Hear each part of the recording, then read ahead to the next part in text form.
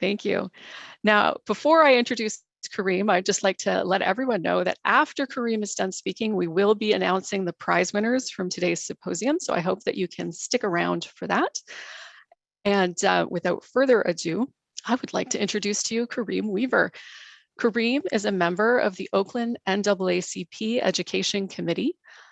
A leader of Full and Complete Reading is a Universal Mandate, or Fulcrum, and an award-winning teacher and administrator in Oakland, California, and Columbia, South Carolina. Kareem has an undergraduate degree from Morehouse College and a master's in community psychology from the University of South Carolina. Kareem is a passionate advocate for literacy as a civil right. He is fighting for a world where 95% of children can read. With a focus on Black and Brown children, Kareem demands to bring the science-based reading instruction to schools. And I am so excited to have you here with us today, Kareem. Thank you so much for joining us. Happy to be here, and thanks for the invitation. Much appreciated. This is a tremendously important event, and I'm happy to participate. Glad folks are here. One correction, it said that I'm focused on getting 95% of kids to read. I want all kids to read. I want them all to read. And I just know what AFT and some of the research said that we can get about 95 to 97%, but I want all 100. So I'm not leaving anybody. So anyway, glad to be here. And I'm going to jump right into it. I had a good laugh at Kelly's hockey picture. Everybody in Canada loved ice hockey. And so I should have known that would have gotten the attention. I noticed that picture too. All right, let's jump right into it. I don't want to waste anybody's time. I appreciate the invitation and let's go get it. I have been fortunate enough to listen to some of the other speakers, and it's my understanding that you all have covered several things. I'm not going to be redundant, so I don't think I will be, and mine will probably be a little bit different, but I'm going to focus mine on the equity piece. And how do we make sure that we're moving with resolve and that we're moving together. So let me quickly share my screen and we can get going here. Oh.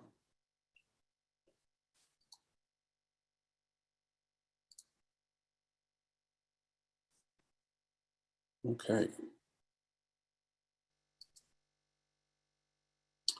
So let me just jump right into it. When this came out, when your report came out, the shot heard around the world, I was curious about how would the reports be messaged?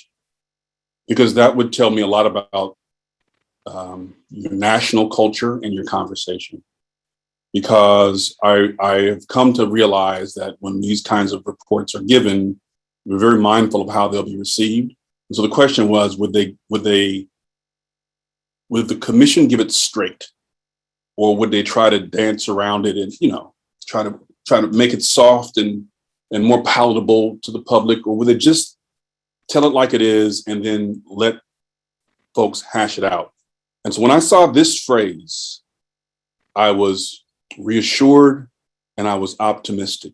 This sentence, learning to read is not a privilege, but a basic, essential human right. I just copied that right from the report. And I said, okay, now we're talking. That's something that I think most folks, if you sit and reflect on it, would say, yeah, that's probably right. Given where we're at today in society, that's probably right. So with that, I said, okay, I raised my hand and say, if you would like me to do anything or contribute or support in any way, I'd be happy to do so. My name is Kareem. Let me share with you a little bit about my lens or how I'm showing up in this work. I work with the volunteer for the largest and oldest civil rights organization in North America, NAACP, and a couple of branches, our Oakland City branch and then our state branch here in California. And I've co-founded an organization that focuses on literacy, and that's all we do. We just try to get kids to read, and we do 5 things. To be quick, we look at K-12 education, we support teachers, we have a community engagement lens, we work with universities, and then there's also a messaging and a media component. So those 5 things, but we're really just focusing on reading. So that's my lens. That's who I'm showing up. That's the bumper sticker for me. But the reality of it is that I'm Black. I'm proud to be Black. Anybody who knows me will tell you that. And longtime teacher, grateful enough, been around enough to have a few successes, and grateful for being recognized that as a teacher and an administrator. And also, I just found out in October, I am the father of a dyslexic daughter. I didn't know she was dyslexic. We had been trying to get her tested since she was in 3rd grade. And so here she is, a rising junior. That's, and we found that out. So this report, and it's focusing on students with disabilities or differences, is very important to me. And I also have family in rural and urban areas. And that's important because I understand your landscape. Those who are in the greater Toronto area have a different reality than those who are more in rural areas. So I'm mindful of that. And then I have loved ones who are incarcerated and or have been incarcerated. And without exception, they have all said that literacy was a major factor, not just for them, but for the people around them who found themselves in that situation. So I'm showing up with all that stuff. And I want to offer a few things to close us out. I know that we have been sitting and listening to some wonderful things. I'm only going to ask you to really pay attention to the text for 4 or 5 slides. I have 4 or 5 slides where there's going to be some writing on them, and I'm going to need you to drill down and really focus on them. After that, the slides are, they're there, but it's not so dense. Okay, so 4 or 5 slides, hang in there with me. We're almost done. So I like to start with the end in mind. So if you don't get anything else from what I say in this closing, I want you all to understand that we're not talking about individuals. These are system level issues. The commission reports point to things that this is a national call to action. At the very least, it's a province or a provincial call to action. And the second thing is that teachers, if you think that getting this report from the commission and then pointing fingers at teachers is the way to go, hopefully by the end of this, I can disavow you of that notion, because you can't just focus on teachers. And the reality is most teachers are doing the best they can. But the other thing is that this is an actual solvable issue. And sometimes we get so mired in the realities of it, the difficulties of it, we forget that this thing can actually be solved. We can actually get all kids reading. And the 5th thing to realize is that this isn't something that, educators can do on their lunch break. Well, we'll just give them a few handouts, a few trainings, or, they'll make some changes along the way, over lunch, over tea. It's deeper than that. And I think they commissioned a good job of articulating just how structural the issues are, and that we got to go deep. This is not a surface level issue. So we can't finger point and blame. It's very easy to do these things on the right. I'm telling you, I've seen it here in the United States. I've seen it elsewhere. Like, it's easy to point fingers and blame people. You can blame the administrators. You can blame the different school boards. You can blame the national government. You can blame the provincial government. You can blame parents. You got to avoid that. You don't hear anything else. You got to avoid that. There are some constructive things you can do to actually make a difference. Blaming is not one of them. And then the 5th one, focusing entirely on race. I'm going to focus on race some. I am. It's a factor. Race, class, socioeconomic status, et cetera. I am. But it's not everything. But I'm going to actually put it in context of why it matters and where it matters. Okay. But I don't want you to just focus entirely on that, because if you do, you lose the bigger picture. Now, here are the dangers. I told you there are 4 or 5 slides. This is the 2nd one. The danger is that these narratives will be how some folks respond. And I only bring this up because it's common, right? Let's just give the teachers some more to do and they'll solve it. Well, You have to, in the scale of how you choose to respond to this report, these are the things that are so dangerous that they will undermine your efforts. That they're in some ways they may even be familiar. You may have heard these types of things before, but these kinds of responses are counterproductive, and you got to avoid them like the plague. Those people out in the rural areas of Ontario or the other provinces, we just can't help them. They're too poor. They're too this. They're too that. Their racial differences, the language. There's so much we just can't. It's unteachable. And I implore you that not only do you have to avoid that, but you have to be willing to, as respectfully, but as purposefully and resolutely as possible, you have to reject that in your dialogue, in your public square. That can't win the day in the public square. Whether that's in your lunchroom, whether that's in your organizational meeting, whether it's a school board meeting, these types of things, it's just a matter of national character and provincial character. And you have to decide what you want that character to be. The other things that are kind of dangerous, but there's some truth to these things. So sure, rules and laws alone are not going to solve this problem. You heard Kelly talk about some of the things they did in Mississippi, some of the rules and the laws they put in place in that state, and how she believes it's made a difference. So these things can make a difference. Maybe the school boards do need a coordinator. The school does need a person to handle this. But here's the danger. A lot of initiatives end up being a binder on someone's desk, or you end up having a right to read coordinator, or a person who, create an office of the right to read, whatever it is, or the person at the school who does this thing. You would be unwise to take that route. Maybe you need some people who are focusing on this exclusively, sure. But this is a we thing. This is not an individual person, organization, school, nonprofit. This is not a they thing. This is a we thing. And to the extent you create structures that allow this to become a they thing, you do yourself and the children a disservice. This has got to be all of it. It has to be. Otherwise, those narratives that are up on top of the slide will inevitably creep in and betray your intentions. Now, you've already heard these things, right? You sat through this, I believe, the curriculum, screening, intervention, accommodation, and the system-wide issues that Kelly just went through. So I don't need to go through this. You've already gone through these things, and they're very important. What I'm going to focus on is a little bit different. Okay. So now the reading part of this is over. We can just kind of get into this.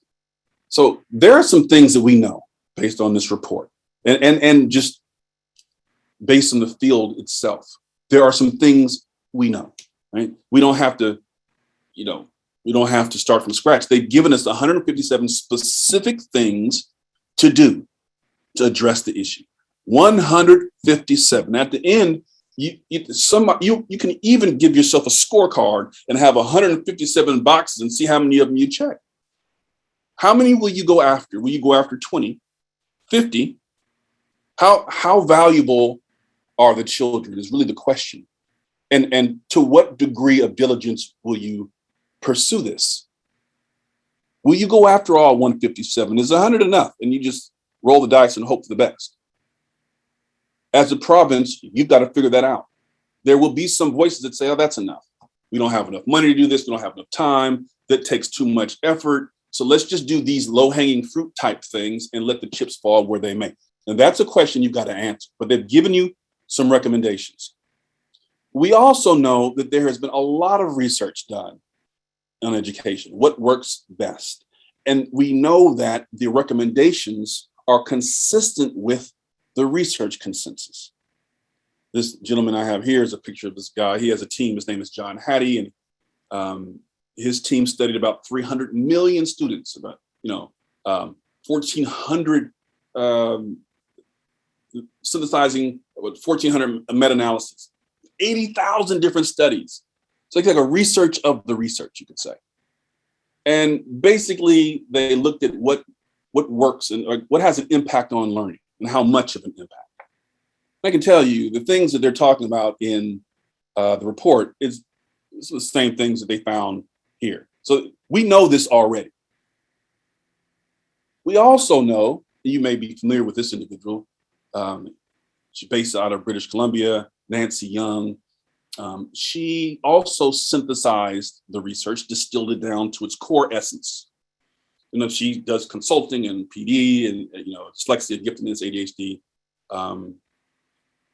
usually in North America, but in Canada, but I think she's done some in the United States as well. Phenomenal resource. But what she did was she took that information and she also synthesized it. And she came up with something I want to share with you. She came up with this ladder review. She tried to make it as easy to grasp as possible. And I'm using this with her permission. And so basically, when you look at students, when you look at people, when you look at us, we break down the categories. And you've got about 40% that they're going to learn to read pretty much however you teach them, they'll figure it out. But then you've got 40 to 50% who require a more structured approach. And you've got this 10 to 15, maybe even 20% folks who are dyslexic, somewhere on that continuum. And they require that and more.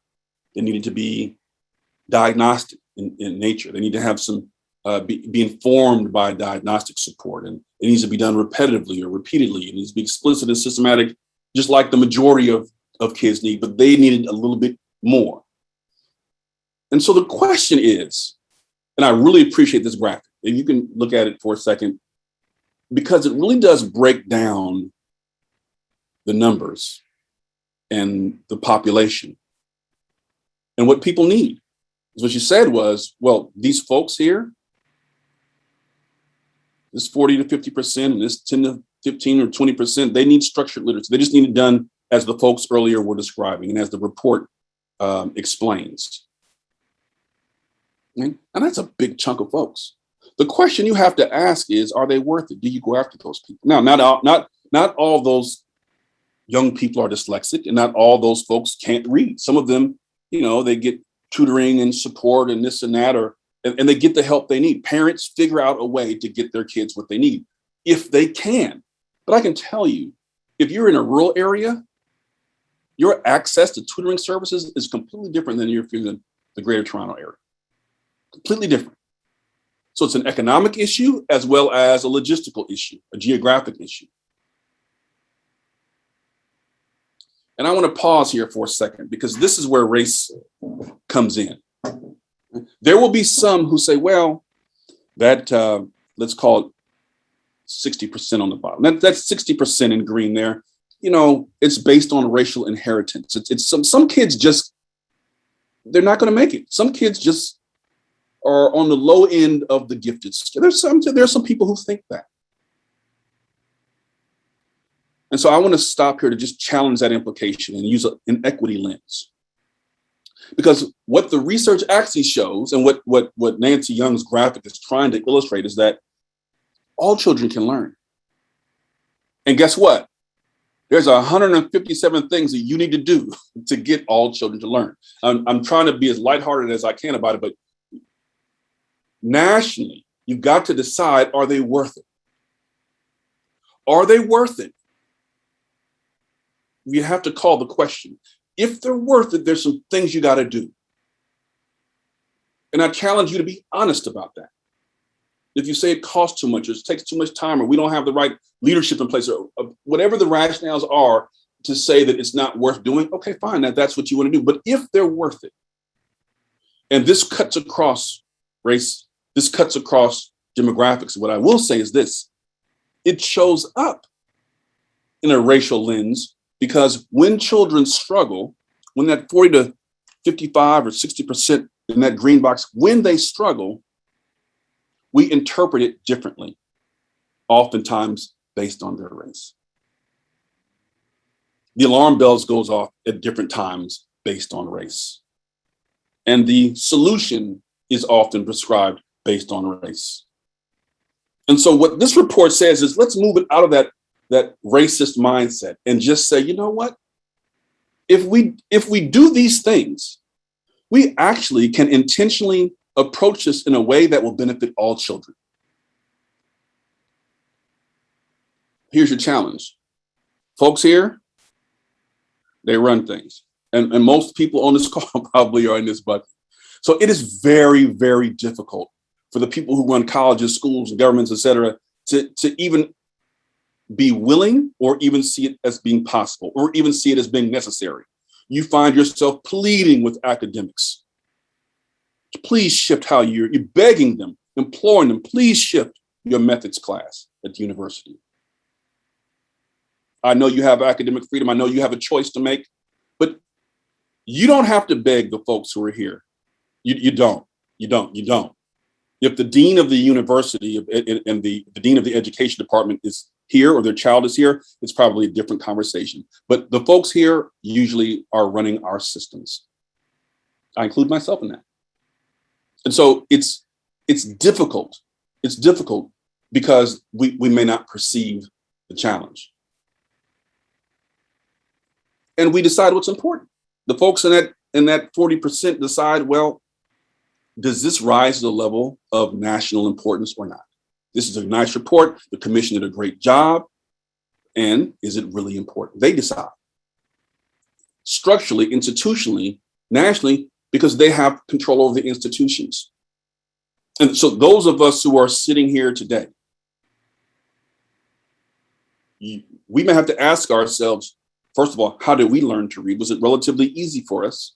Did we learn it in school and it was pretty straightforward? Are we in a position of authority? Then how much credence, how much importance will we give this report? And they decide who's important. Are those kids really worth structuring everything differently to save? And this idea of equity, I love seeing people with yard signs that say lives matter and this and that. That's wonderful. But some folks seem to be able to decide what equity means. I guarantee you, the people here and the 60% are saying, just teach me how to read. And if your definition of equity doesn't include that, you can keep it. Access to society depends on that. And all the benefits of society depends on having a literate public. They also decide what to advocate for. So even us in the advocacy space, I work with a civil rights organization. Well, when you have 40% here, we actually decide what and how to advocate on. We get to decide, will we focus exclusively on race or will we include illiteracy as part of it? Will we even see the connection? And we'll decide what to protest and march about and picket for and all the rest. We'll decide what we'll have a convoy over. We'll decide. So this 40% is really in control of this thing, but their interests and experiences makes it really difficult for us to see the needs of others. It just does for human beings. It's no slight on them. It just makes it difficult. Now, here's the power of this report. What this report says is, guess what? If you do these things, if you have a structured approach to literacy, that's systematic, explicit, sequential, diagnostic, et cetera. If you do that, we actually can reach all the kids. This report actually says this is a path to equity. Regardless of what the 40% of us who kind of run the show have to say, the commission has said very clearly, look, we looked, we saw, we're reporting out these things. If you do these things and they're consistent with the research, we can benefit all. Now in Ontario, you got over 3 million kids, 0 to 19, right? Over 3 million kids. Now you can run those numbers all you want to. So you're looking at 55 to 60% of kids who, what's that, over 1.5 million kids? Almost pushing 2 million, who we either do it or we don't. And the children are depending on how we approach this.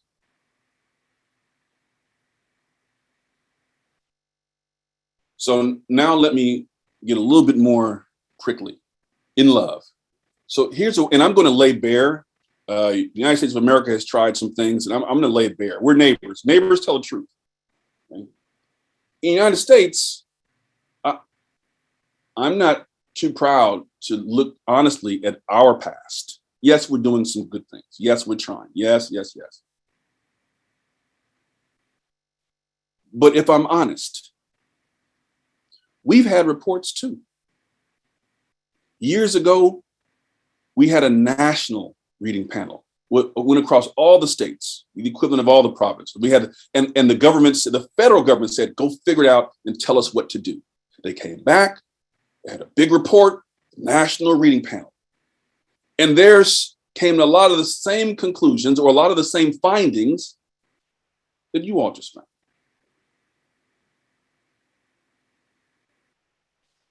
And people said, wow, that's interesting. That's fascinating. Huh, could you imagine that? Then years later, or I should say also, our Department of Justice, that's the department that runs the correctional institutions, the jails. They had a report.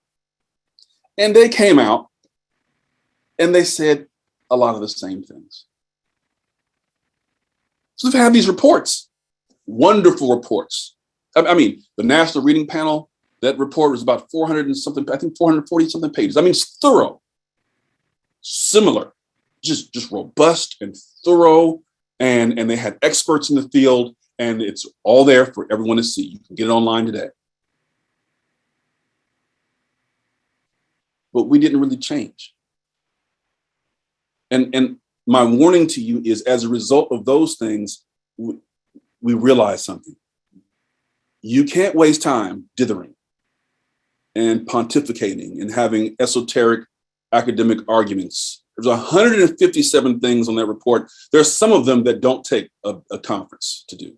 There's some things that are just doable. You can just do those. There's some that you have to figure out the systemic nature and how to, but not all.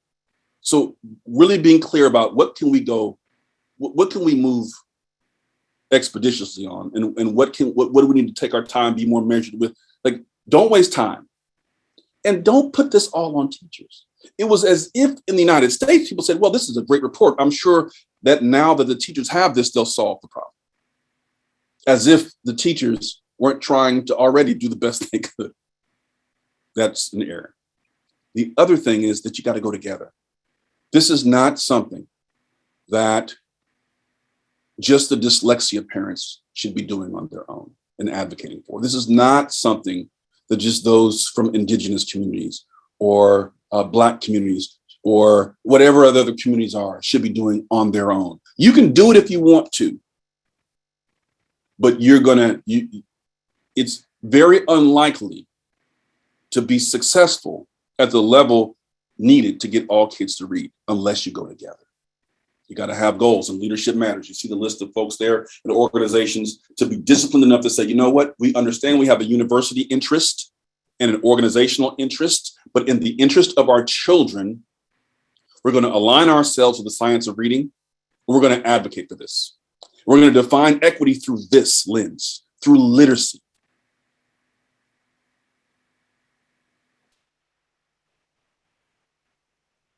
When you ignore these findings, what we have found is that it brings a certain level of thickened skin and cynicism.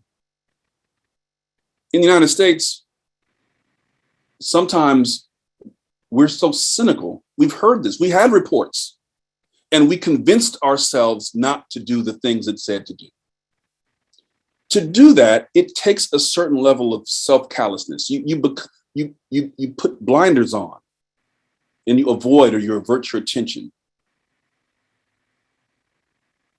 And along with that, it creates a permanent class of people who are illiterate and have no access. It's an underclass. We don't talk about it in polite society, but it's there because we have decided to avert our eyes. And it has taken a lot to get us to begin opening our eyes to what you all are doing. You heard Kelly talk about the state of Mississippi and what they did. Yes, that is true. And the website they're building and the reading universe, oh, wonderful. That is true. And it takes all that because we ignored these findings.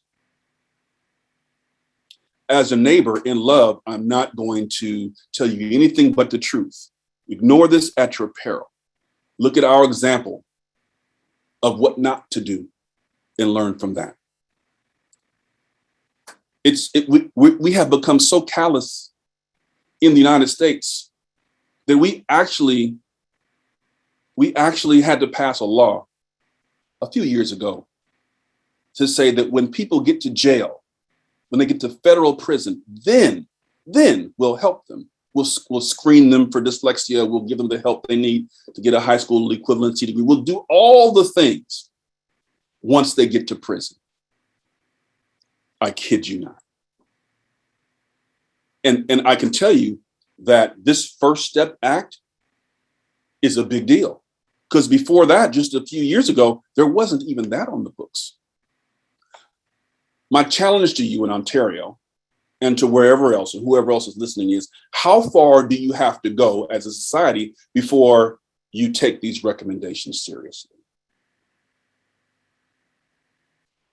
As a school culture, as a provincial culture, as a community grassroots organizing group, as a parent organizing group, this is the logical extension of let's wait a while. So and what does that look like? Well, in the United States, there are certain things that have now come about. So because of this cynical nature, and because we've waited a while, because the outcomes have really been difficult, because we have not taken those recommendations, the right to read, everyone knows that kids need the right to read. But because of the covering over our eyes and the willing aversion to what's going on, we now have to do different things. So there is a website. Some teachers got together and said, well, we'll make a website and we'll talk about the science of reading and what needs to happen and how we have to shift away from balanced literacy and some of this leadership challenges and all these wonderful things. The website is phenomenal. And their thinking is, if we do this, people will wake up. We can save the kids. Because we had the reports and no one did anything about it. So now let's build this website, this right to read website. It's different than what you all just did, the commission. It's different. But the effort is to wake people up. It takes that now. There's even a movie, the Right to Read film. It's coming out, I think, at the middle of the summer or end of the summer. The Right to Read film, phenomenal. But let's show them this movie. And if we show them this movie and we show them, a chance or how people advocate at the grassroots level and how schools and school systems and communities can work together and solve this literacy crisis. Now, phenomenal movie. I'm not, the website is great. Separately, the movie is great, wonderful, but it shouldn't take that. Because if the goal is to address the challenge, if that's really what this is about, then this has to be equity. The definition of equity, whether it's in a nonprofit, a community group, an organization, a school, a provincial government, a school board, or a provincial governing entity, this quest for full and complete literacy has to be part of the definition of equity, not just symbolism and yard signs and bumper stickers and bumper stickers. And also, this is anti-racism. It's anti-racism because what this project is saying is, or what this report is saying is like, listen, there is no racial inheritance for intelligence. That is a big statement. That kids aren't reading and achieving because there's some things we're not doing. And if you do the things they will read, that takes a belief in children. That takes a belief that people can be more than their class or their race or their gender or whatever. That is an anti-racist mindset. That's what this report is. Not a bumper sticker that says, whatever the bumper sticker says. If the goal is to address the challenge, this has to become part of the anti-racist mindset. You can't say I'm fighting for civil rights and I'm advocating for all people and I'm doing this and that if literacy is not on the agenda. So here are some honest, neighborly questions that I'm going to ask. And I'm hurrying to my close here. Does this matter? Now, I'm willing to bet that answer, I mean, I'm not being facetious. Does this matter? Does it really matter? How important is this to you that Ontario's children learn to read? The answer to that question will determine everything else. Does this really matter?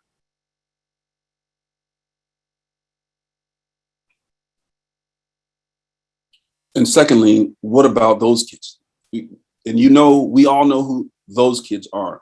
Those kids, many of those kids don't live in the Toronto area. They live in the rural area.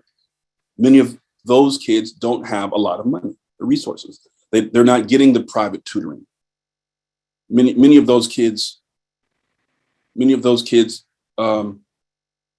speak different languages and have different cultures and different ethnic groups and religions and backgrounds. And how important are those kids? I don't know the neighborly culture. How neighborly is it? How important are those kids? And then next, keep going. The question is, will you go apart or will you go together? These aren't, super sophisticated questions, but these are the questions. As a school board, what will you do?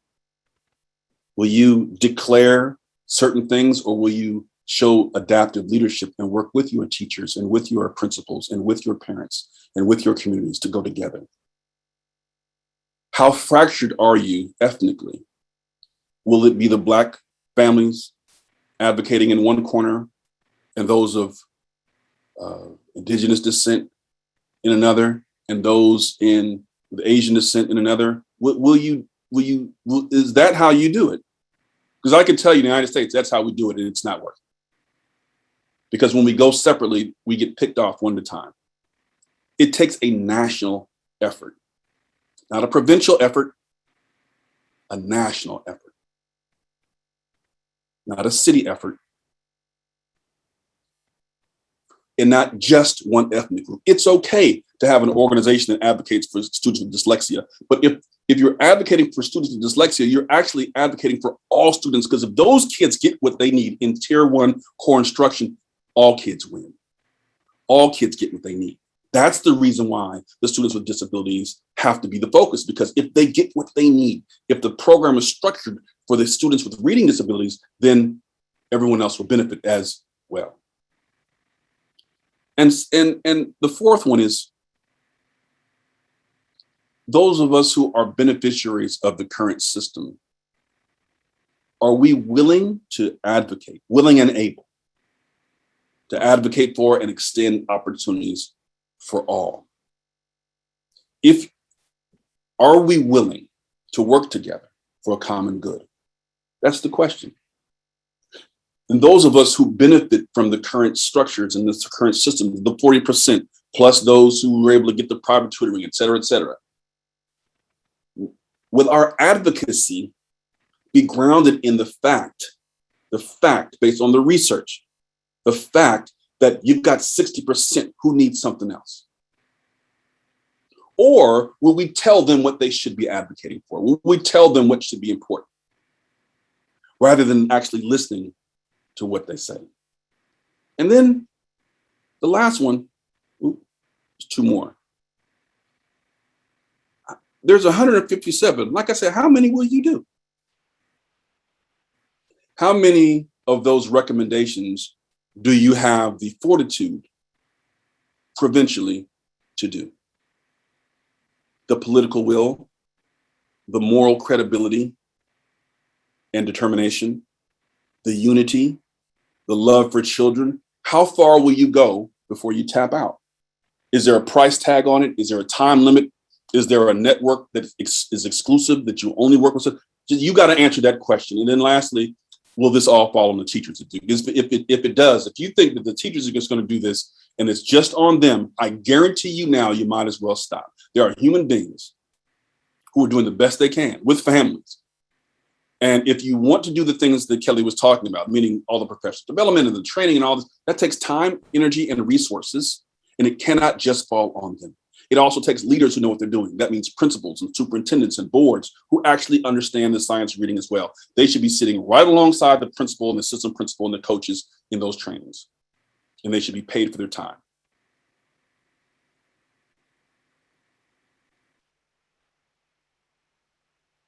Or you can just wait for the next reading panel, the next report to come out.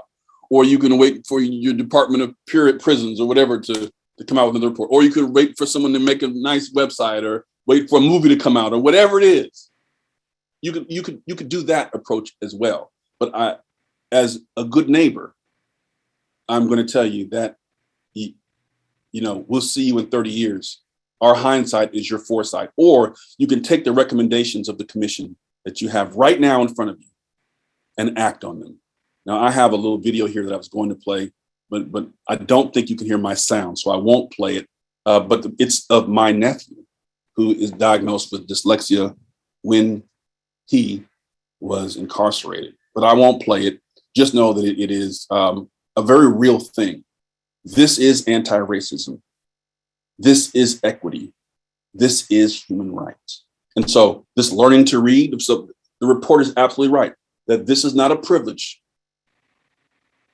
It's basic and essential. In fact, Maya Angelou, a philosopher, a poetess, passed away not too long ago. She said that the eradication of illiteracy is just as important as the eradication of slavery was. And so with that mindset, I encourage you all to remember the things you've learned today, all the different sections that were covered, and frame your learning as something that is pushing you together in a unified voice and determination to actually serve kids how they need to be served, as opposed to what some of us have done in other places, which is to have a tribal approach to things. So with that, I just thank you for your time. Congratulations on the report. And I'm looking forward to seeing how you choose to work together to give the kids what they need. Alicia, I'll turn it back over to you. Thank you so much, Kareem. That was fantastic. And I love how you really honed in on the right to read as an equity issue and the necessity of us to support our teachers, that we can't just download all of those 157 recommendations onto the shoulders of our teachers and expect that we are going to get the results we are looking for. So I really, really appreciate that. And thank you so Alicia, much. let me just say also, the right to read can be a call to arms and a call to action, or it can become a buzzword. That's why I pointed out the website. Phenomenal website. I think the movie is good too. I'm biased. I'm in the film, so but the right to read as a phrase can quickly become a buzzword. I don't think that's what was intended by the commission. I'm not sure, but I don't think that was it. And I don't think that's what the public wants or needs. If you want to do it right and solve this for kids, you got to go together. And you have to actually implement those 157 recommendations. Absolutely. I completely agree. And I love your call for all of us in different communities to work together as well. We are definitely working on that. IDA Ontario, as the participants heard today, is a member of the Ontario Literacy Alliance, which is a broad alliance of literacy-based organizations and organizations that are interested in child welfare in general. We also have the Pediatricians Alliance and speech language pathologists as a part of that. And this is how we can all come together and advocate. If you would like more information about the Literacy Alliance, I would encourage people to go to the Literacy Alliance's website, which is righttoread.info. And you can find some calls to action there and how we can all bring different communities together to make sure that, as Kareem said, that those 157 items don't just become a buzzword, that we actually do work to systematically implement those and make sure that we can make the changes and the in the life trajectory of children, which is, of course, the whole point. That is what we're looking to do. So I want to thank everyone for joining us today. Before we jump off the call, we did have prizes. So we had quite a few prizes today donated by our sponsors. I want to thank our prize sponsors. And I'm going to quickly share my screen. We've put the winners of the prizes on slides, and Joanne and I are going to go through those quickly. And I'm going to apologize in advance for whoever's name I mispronounce. Okay, for the book prize winner, the winner of the Art and Science of Teaching Primary Reading by Christopher Such is Anne-Louise Flynn and Effie Tregoff. Know Better, Do Better was won by Linda Ford DeCuna and Michelle Rodney. Reading for Life was won by Elizabeth West and Amanda Brown. Empowering Students with Hidden Disabilities is won by Stephanie Cicchini and Allison Carr. Brain Words was won by Heather Kahn and Heidi Solway. And The Knowledge Gap was won by Anne-Marie Criddle and Stephanie House. Congratulations to all of you. We will be sending out emails to the prize winners so that we can get details on how we can send you your prizes. Though those will probably be coming out early next week because we're planning on taking the weekend off here. The Whole Phonics, thank you to Whole Phonics for donating an entire level 1 set of books and workbooks. And that was won by Tammy Sue of the Mississauga of the Credit First Nation. Congratulations. We have 10 subscriptions for the IDA Ontario's new Basics of Decoding and Spelling Instruction course. This course is not yet available to the public. It will be out in the next few weeks, so keep your eyes out for that. But we have advanced subscriptions going to Krista Maloney, Christia Pendleton, Michelle Barron, Stephanie McConnell, Amanda Hunter, Jennifer Robertson, Jen Gotez, Kara Macy, Karen Kudalak, and Kyle Gleason. Congratulations. Thank you to Martha Kovac of Sound Readers for donating 3 sets of the Crazy Cards. Those go to Louise McBride, Sandy Sider, and Jeanette Schuring. Focus on Phonemic Awareness. Thank you very much, April Hackett-Helmke, for donating that. That goes to Jacqueline Priest-Brown, Janet Wojak, and Jeannie Armstrong. Congratulations. Thank you very much to Lisa Furr of Fundamental Learning for donating a gift certificate towards training. That was won by Missy Pfaff of the Avon-Maitland District School Board. Congratulations, Missy. Thank you to Joanne Gross of Remediation Plus Systems for donating 2 primary reading curriculum, 2 complete curriculums at a $400 value each. Those were won by Lynette Vizuet, sorry if I pronounced that wrong, at York Region District School Board, and Nicole Bedard of Sudbury Catholic. Congratulations. Thank you to Cheryl Urbanzik of Learn Literacy for donating 1 seat at her summer introduction course. That was won by Mark Powell of the Thames Valley District School Board. And Joanne, I'll ask you to read the French sides. And we here at IDA Ontario are donating access to 5 people who can see our video. I'm so used to saying all this in French, who can see the video recording of the November 5th workshop called Des fondements progressifs sur la réussite en lecture et en écriture dans la salle de classe. And our winners, Alicia, would you like to show their names? Yes. Martine Emery, Lisa Lewis, Louise Delaurier, Alison Grant, Caroline Saint-Jean, et Chloé Fadel. Félicitations. And we are very grateful to Édico Entrepôt, Canadian Education Warehouse, who have donated Facile à Lire. It's a total series, $245, plus a student workbook, and for a value total of about $300. And 1 kit is donated to the following recipient, Cécile Santos Aero du Conseil scolaire Viamonde. Félicitations, Cécile. That's it, Alicia. Excellent. Thank you so much. And thank you again, everyone, for joining us for today's symposium. Thank you to all of our speakers for joining us as well. We really appreciate your time. And I know that I found today to be so positive with everyone joining, and I really feel the momentum is growing in Ontario, and I know that we can do this. So thank you for all coming together today. I hope that we will all come together many more times in the year to come as we work through this opportunity together. Let's call it an opportunity, because it is. It is an amazing opportunity to improve the lives of children in Ontario and right across Canada. So thank you all for joining us. And again, I want to say thank you to the Ontario Human Rights Commission for writing that report and giving us this opportunity as well. Thank you very much, and goodbye. Thanks, everyone.